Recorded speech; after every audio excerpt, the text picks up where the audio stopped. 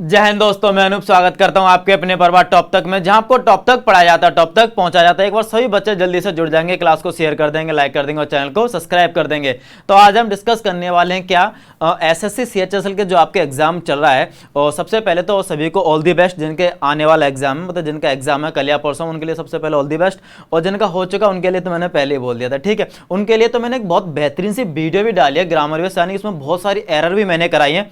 और जो ग्रामर का जो पार्ट आ रहा है ना, वो वहीं से आ रहा है, वहां से बाहर कुछ नहीं जा रहा। या तो आपके पास आपको टाइम ना मिला हो सकता है आप ना देख पाए, और टाइम मिला हो तो भाई जिनका एग्जाम रहेगा तो जाके पहले सबसे पहले वो वीडियो देख लेना, जिससे आपको बहुत सारे क्वेश्चंस आपके अपकमिंग एग्जाम में मिलने वाले, ठीक है। तो आज हम डिस्कस करने वाले हैं और कुछ क्वेश्चंस देखेंगे किस तरीके के एसएससी ने क्वेश्चन पूछे हैं। कुछ नया देखने को नहीं मिला है, वही प्रीवियस जो 4-5 सालों से चला आ रहा है वही क्वेश्चन पूछे जा रहे हैं, कुछ नया देखने को नहीं मिला है। तो डिस्कस करेंगे और स्टार्ट करते हैं कुछ क्वेश्चन किस तरीके से देखने को मिले थे।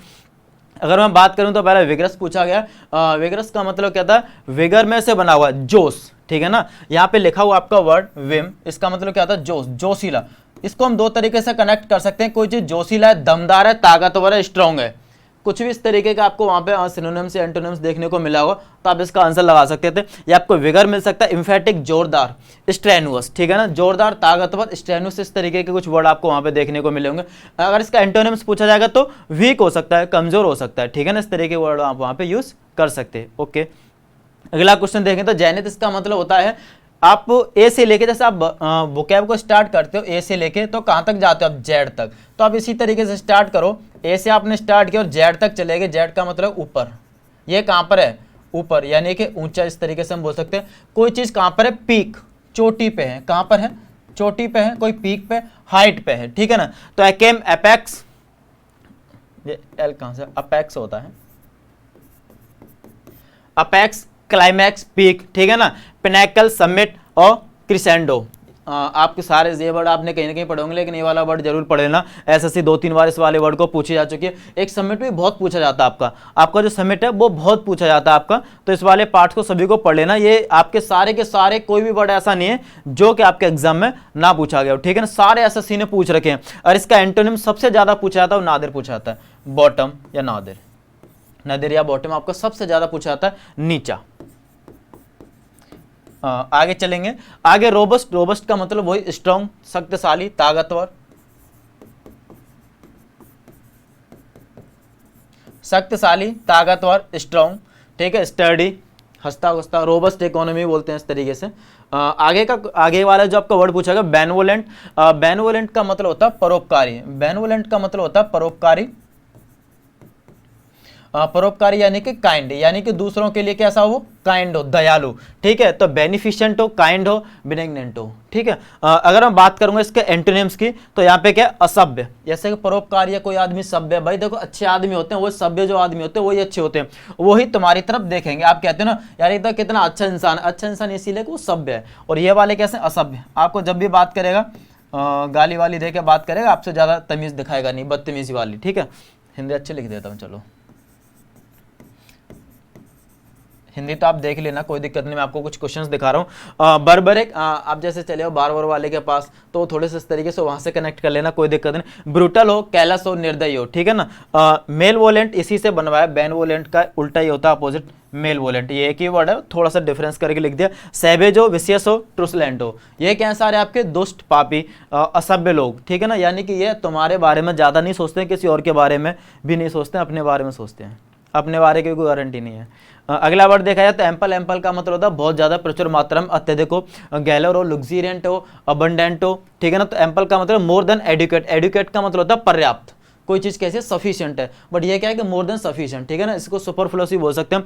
अबंडेंट हो, प्लेंटी हो, गैलर हो, लग्जीरियंट हो, ठीक है। सारे के सारे वर्ड क्या होते हैं आपके? अत्यधिक के लिए, मोर देन, एडुकेट और सफिशिएंट, ठीक है ना। नीड, आपकी जो नीड है उससे ज्यादा। कुछ ईडियम्स आपको यहाँ देखने को मिलेंगे, मैंने उस वाली क्लास में आपको ईडियम्स कराए, यहाँ भी देख लो। कुछ इस तरीके के ईडियम्स मिले। Selling in the same boat, आप क्या कर रहे हो? सेल कर रहे हो। क्या, किस में? सेलिंग कर रहे हो। सेल ये कौन सा वाला है? ऐसा नहीं कोई सामान बेच रहे हो, सेल का मतलब समुद्री यात्रा, ये वो वाला है। आप सेल कर रहे हो क्या? सेम बोट में, यानी कि आप दोनों के दोनों सेम परेशानी में हो। और आपको पता है जब समुद्र के अंदर हो तुम, और क्या पता बाढ़ वगैरह, तूफान हो, कुछ भी आए, है ना, सुनामी आ गई, तो क्या होगा? दिक्कत में फंस सकते हो, यानी कि जब तक आप पानी के अंदर हो तब तक आप कहाँ पर डिफिकल्टी में हो, ठीक है ना।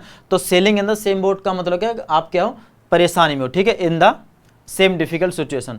अगर मैं बात करूंगा इसी से रिलेटेड एक दूसरा इडियम बनाया था, इन द सेम ब्रीथ। आप सेम ब्रीथ यानी कि सांस में होना, ठीक है ना। तो ये क्या कह रहा है, सांस से रिलेट करेंगे। मैं इडियम का मतलब बता देता हूँ आपको, इडियम का मतलब होता क्या है। वैसे तो मैंने आपको जो 480 के प्लस आपको इडियम करा रखे हैं मैंने क्लास में, उससे बाहर कुछ भी नहीं है, सारे के सारे उसी से, उससे बाहर जाएंगे भी नहीं, क्योंकि वो ऐसा नहीं है कि मैंने कल 2 या 3 दिन ना बहुत सारे क्वेश्चंस को, एग्जाम्स को देखते हुए उनको मैंने एनालाइज किया, उसके बाद में उस फॉर्म किया मैंने। तो बहुत ही इंपॉर्टेंट और बहुत ज़्यादा मोस्ट इंपॉर्टेंट है वो, ठीक है। तो वहाँ से अगर पढ़ लोगे तो वहाँ से निकलने वाला बात ही नहीं बनती। इन द सेम ब्रीथ का मतलब देखो, ब्रीथ से रिलेट करूंगा मैं, अगर ब्रीथ से रिलेट करूंगा मतलब सांस, ठीक है ना। अब सांस का मतलब कब निकलती है सांस, अब मेरी सांस कब निकलती है, या ऐसा नहीं, अगर मैं देखो बात कर रहा हूं तो सांस का रिलेट क्या होगा, आप किसी से बात कर रहे हो या आप कुछ कह रहे हो, कहना सांस मत निकाल देना, इसका मतलब बोल मत देना। लेकिन अगर आप सांस निकाले मतलब आप कुछ ना कुछ कह रहे हो, तो ये क्या कहता है, से टू कॉन्ट्राडिक्टरी थिंग्स, ठीक है। मतलब आप एक ही समय पे क्या कर रहे हो, दो अपोजिट बातें कर रहे हो, ठीक है ना। आपने मैंने बोला आप पार्टी के लिए चलोगे, आपने बोला हाँ और नहीं, दोनों क्या कॉन्ट्राडिक्टरी, मतलब आप लड़ाई करवाने वाले। ये तो एक सिंपल सा एग्जांपल था, लेकिन कुछ भी ऐसी बातें जो क्या हो, विरोधाभासी हो, एक दूसरे से बिल्कुल अपोजिट हो, लड़ाई करने वाली, ठीक है। इन द सेम ब्रीथ के बारे में बात करेंगे तो क्या हम दो विरोधी बातें कर रहे हैं। और मैं बात करूँ selling in the same boat की, तो मैं बोलूँ आप सेम सिचुएशन में हो, ठीक है। अगर मैं बात करूँगा फेस द म्यूजिक, अगर फेस द म्यूजिक मैंने करा रखा है, ये भी फेस द म्यूजिक का मतलब होता है टू एक्सेप्ट अनप्लीजेंट कॉन्सिक्वेंस, यानी कि परिणाम को सहना, ठीक है। जो भी परिणाम आएंगे उनको आपको क्या करना है, सामना करना है, परिणाम का सामना करना। लेकिन अगर मैं वही बात करूं, आ जाए फेस टू द वॉल, आप सो रहे हो और आपने क्या कर लिया, जैसे आपसे कोई मिलने आया और आपने क्या दिया, अपना जो फेस आपने किसकी तरफ कर लिया, वॉल की तरफ कर लिया, दीवार की तरफ कर लिया। इन दी सेंस आप उससे बात करने नहीं चाहते, आप उससे बात करने नहीं चाहते, ठीक है ना। या फिर मैं ये कह सकता हूँ कि आपने इस दुनिया को छोड़ दिया, मतलब आप अपनी मर्जी से मरना चाहते हो, मतलब आप क्या किसी से बात नहीं करना चाहते हो, उस वाले वे में चला जाता है, इफेमिज्म टू डाई, ठीक है। और नेगेटिव में चला जाता है इस तरीके के, वहाँ पर ऑप्शन से आपको रटने नहीं है हमेशा, ये ऑप्शन को देखते हुए आपको आंसर लगाने हैं। अगर मैं बात करूं आगे वाले जाके, तो मैं आपको कुछ 2 चीज़ें जरूर बता देता हूँ। 2 क्वेश्चन डायरेक्ट इनडायरेक्ट से, 2 क्वेश्चन आपको वॉइस वाले पार्ट से मिलेंगे। इनको करने का सबसे बेस्ट तरीका मैं आपको बता देता हूँ, ज़्यादा टाइम नहीं लगेगा, आपको सिर्फ 2 चीज़ें करनी है। जब आपको नरेशन करना है तो नरेशन में आप सिर्फ एक बात याद रखनी है, टेंस। दोनों में आपको टेंस वाले पार्ट को याद रखना है। अगर मैं बात करूंगा नरेशन की, तो टेंस चेंज होता है, इस वाले पार्ट में टेंस चेंज होता है, इस वाले पार्ट में आपको क्या याद रखना है, टेंस चेंज होता है, ठीक है ना। अगर मैं बात करूं वॉइस वाले पार्ट की, यानी कि एक्टिव पैसिव वॉइस वाले पार्ट की, तो उसमें टेंस चेंज नहीं होता है, बस इतनी सी बात याद रखना। इसमें अब टेंस चेंज होता है, तो ये क्या है आपका, होता क्या है कि सारे प्रेजेंट के सारे पास्ट में चले जाते हैं, प्रेजेंट इंडेफिनिट पास्ट इंडेफिनिट में चले जाता है, प्रेजेंट कंटिन्यूअस पास्ट कंटिन्यूअस में चले, यानी कि सारे प्रेजेंट वाले सारे पास्ट में चले जाते हैं। अब पास्ट का इंडेफिनिट भी, मतलब पास्ट का खुद पास्ट इंडेफिनिट भी पास्ट परफेक्ट में चला जाता है। अगर मैं बात करूं यहाँ पे, तो हेड लगा हुआ है, और यानी कि ये कौन सा हो गया आपका, पास्ट इंडेफिनिट का, ठीक है ना, सॉरी पास्ट परफेक्ट है, ये किसका पास्ट परफेक्ट है। तो आपको पता है ये पास्ट परफेक्ट है, तो ये पहले क्या रहा होगा, ये पहले ये इनडायरेक्ट बना हुआ है, आपको डायरेक्ट पूछ रहा है, तो डायरेक्ट से इनडायरेक्ट बनाने में टेंस चेंज होता है। अब ये पास्ट परफेक्ट है, तो ये इनडायरेक्ट में क्या रहा होगा, इनडायरेक्ट में क्या रहा होगा, पास्ट इंडेफिनिट। आपको पास्ट इंडेफिनिट देखना है, तो ये सारे पार्ट तो यहाँ तक सेम है, आपको ज़्यादा टाइम लग नहीं था। डू किसका आता है, डेड देखा जाए तो पास्ट इंडेफिनिट का पार्ट है, ठीक है। अगर मैं डू की बात करूँ तो ये किसका है, प्रेजेंट का, और ये दोनों किसके हैं, प्रेजेंट के, यानी कि मेरा जो आंसर होगा फर्स्ट होगा। आपको ज्यादा सोचने की जरूरत नहीं है। ये बिल्कुल नया बच्चा भी आगे ना, कैसे इसको novice green horn in experience, बिल्कुल आगे जाके बैठ जाए, अमृतसर टैरो, सारे वर्ड एक ही वर्ड के लिए जो कैसा बिल्कुल नया नया है। ये सारे जो मैंने वर्ड बोले हैं सिनोनिम्स हैं, ये किसके हैं, जो बिल्कुल नया नया है, जिसको भी कुछ नहीं पता है, कि मेरे को पता ही नहीं सर कि नरेशन क्या होता है, टेंस क्या होता है, और ये वॉइस क्या होता है, तो वो भी कर देगा इनको, तो उनको ही सिखा रहा हूँ मैं ये चीज़। अगर मैं बात करूं वॉइस की, तो मैंने आपको बताया था वॉइस, अभी एक्टिव पैसिव वाले पार्ट की मैंने बात करी थी, तो नो टेंस चेंज। तो इस वाले पार्ट में क्या होता है, टेंस चेंज नहीं होता, इस वाले पार्ट में क्या होता है, टेंस चेंज नहीं होता, ठीक है। जो वर्ब होती है वो बी फॉर्म के साथ चली जाती है, बस इतना करते हैं हम। जो एक्टिव से ये आप बोलोगे सर ये तो कुछ नया रूल सिखा रहे हो, हाँ इसी से सारे काम हो जाएंगे। जो एक्टिव से जब हम पैसिव में जाते हैं, ये वाली बात याद रखना, एक्टिव से जब हम पैसिव में जाते हैं, तो जो वर्ब होती है ना, जो वर्ब वो बी फॉर्म के साथ चली जाती है, बी फॉर्म आएगी प्लस जो वर्ब है वो रहेगी। आप बोलोगे कि सर ये कुछ नया तरीका नहीं, हमने किसी बुक में नहीं पढ़ा। नहीं, किसी बुक में नहीं है, मैं आपको बताया तो समझने वाली बात है। समझने के अगर मैं बी फॉर्म के बारे में बात कर रहा हूँ तो मैं हमेशा ये बात करूँ is are am was verb, या आप इस चीज को बोल सकते हो हेल्पिंग वर्ब। किसके साथ चली जाती है? हेल्पिंग वर्ब के साथ। एक बार देखेंगे, सी हैंडल्स ऑल टास्क इफिशियंटली। अगर मैं बात करूँ इस वाले पार्ट की तो ये क्या आपका प्रेजेंट, ये क्या है प्रेजेंट, वो भी कौन सा? इंडेफिनिट। कौन सा है? इंडेफिनिट। तो ये टेंस चेंज नहीं होने वाला है। अगर जब मैं इसका पैसिव बनाऊंगा तो प्रेजेंट इंडेफिनिट ही रहना है। लेकिन जो आपको होगा क्या, ये जो वर्ब किसके साथ चली जाएगी? बी फॉर्म के साथ, ठीक है ना। जैसे मैं यहाँ पे निकला देखने के लिए तो ये तो पास्ट वाला पार्ट हो गया था, गलत हो गया। अगर मैं बात करूँ यहाँ पे तो बिल्कुल है तो सही प्रेजेंट इंडेफिनिट है, लेकिन ये आईएनजी फॉर्म के साथ हो रहा है, यानी कि प्रेजेंट कॉन्टिन्यूस बना रखा है, ये भी गलत हो गया। हैव के साथ चला जाऊंगा तो आपको पता परफेक्ट कॉन्टिन्यूस बना हुआ है, ये भी गलत हुआ। आर हैंडल्ड, ठीक है ना। प्रेजेंट इंडेफिनिट में जो हमारी बी फॉर्म या हेल्पिंग वर्ब यूज होते हैं is are am was verb, sorry is are am होते हैं। बी फॉर्म की तरह किसका यूज करते हैं हम? इज, आर और एम। अगर मैं बात करूं पांचों की जिसको हम लिंकिंग वर्ब भी बोलते हैं, वो होती है आपकी वाज वर्ब। ये पास्ट के लिए होते हैं और ये प्रेजेंट के लिए। इनका यूज होता है सबसे ज्यादा आपके पैसिव वॉइस में।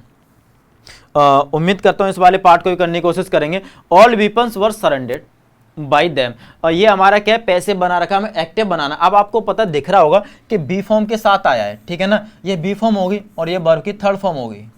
क्लियर बात? ठीक है। ये किसकी है? पास्ट इंडेफिनिट की रही है ना। तो यानी कि ये पहले क्या रहा होगा? ये पास्ट इंडेफिनिट रहा है, टेंस चेंज नहीं होता ना मेरे भाई। इस वाले पार्ट में टेंस चेंज नहीं रहता है, टेंस चेंज नहीं होता। ये क्या रहा होगा? पास्ट इंडेफिनिट है, तो पहले भी ये पास्ट इंडेफिनिट ही रहा होगा। सिर्फ बी फॉर्म वहां पे नहीं होगी, वहां पे क्या बी फॉर्म नहीं होगी, सिर्फ वर्ब की सेकंड फॉर्म होगी सरेंडर्ड। अगर देखा जाए तो यहाँ पे हेड लगा हुआ, गलत हो गया, हैव की वजह से गलत हो गया, आर की वजह से सरेंडर्ड, ये ठीक है।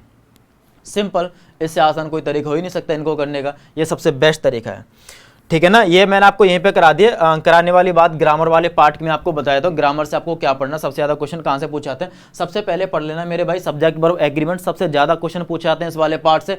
फिर पढ़ लेना टेंस। कंडीशनल सेंटेंस कुछ नहीं होता, 10 मिनट की कहानी है कंडीशनल सेंटेंस की, जरूर पढ़ लेना। एक क्वेश्चन आपको इसमें से देखने को मिल जाएगा, यहाँ नहीं मिलेगा तो इंप्रूवमेंट में देखने को मिलेगा पक्का।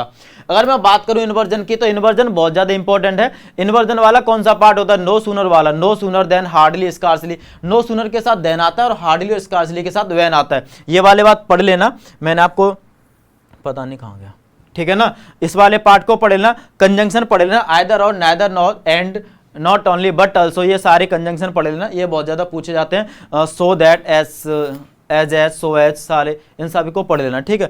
एक प्रेपोजिशन, प्रेपोजिशन तो आप जितना पढ़ सकते हो, प्रैक्टिस कुछ नहीं तो प्रीवियस ईयर क्वेश्चन जरूर लगा लेना प्रेपोजिशन वाले। एक फ्रेजल वर्ब का एक क्वेश्चन हमेशा पूछा जाता है, वो आपको पक्का ही पूछा जाएगा, इसका कुछ इलाज नहीं हो सकता। तो और दूसरी बात यह है कि ग्रामर वाली मैंने एक वीडियो आपको यहाँ पे डाल रखी है, वहाँ आप जाके चले जाना, ठीक है। प्लेलिस्ट में पढ़िए, आप जैसे नीचे स्क्रॉल करोगे तो आपको वीडियो मिल जाएगी, 1 घंटे की मैंने वीडियो बनाई थी ग्रामर की, तो वहाँ से आपको बहुत सारे क्वेश्चन देखने को मिलेंगे और ये आपके सारे टॉपिक वहाँ पे रिवीजन हो जाएंगे, ठीक है। तो वहाँ से जाके आप कर सकते हो, कोई दिक्कत नहीं है। तो जो भी आपका नेक्स्ट होगा उसमें आपको बुकैब वाले पार्ट में आपको करा दूंगा, कोई दिक्कत नहीं, ठीक है। ओके, चलो इस क्लास को ये एंड करते हैं। जब तक के लिए सभी को नमस्कार, गुड बाय, टाटा, राम राम, जय हिंद सभी को, एंड ऑल दी बेस्ट जिनके अपकमिंग एग्जाम है। भाई मन लगा के तैयारी करो, पढ़ो, ठीक है। ओके बाय, जय हिंद सभी को।